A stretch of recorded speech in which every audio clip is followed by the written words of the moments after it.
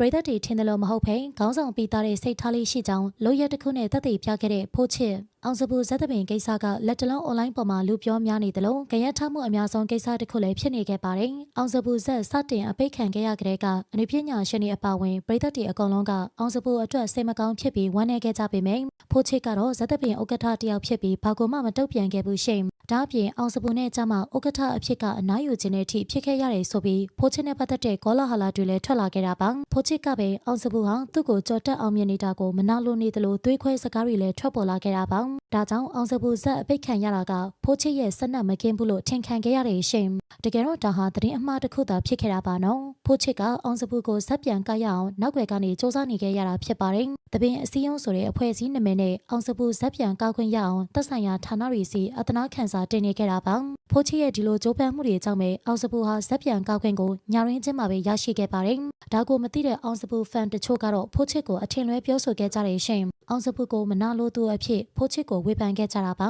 ။ဘသူတွေပါပဲပြောဖိုးချစ်ကတော့အကြီးပီသားတွေစိတ်နဲ့ပဲအောင်စပူတို့ကိုကူညီပေးခဲ့ပါတယ်။အောင်စပူဇက်ဆိုတာကလည်းသူ့ရဲ့တပည့်လေးတွေဖြစ်တာမလို့ဖိုးချစ်ကအားတက်တရောကူညီပေးပြီးမနာလိုစိတ်မရှိကြောင်းသက်သေပြခဲ့တာပါ။အောင်စပူနဲ့ပတ်သက်ပြီးမထင်မှတ်ထားတဲ့လုပ်ရက်လေးနဲ့ကူညီပေးခဲ့တဲ့ဖိုးချစ်ရဲ့စိတ်ထားလေးပေါ်ပရိသတ်တို့ရဲ့အမြင်ကိုလည်းပြပြခဲ့ပါအောင်ရှင်။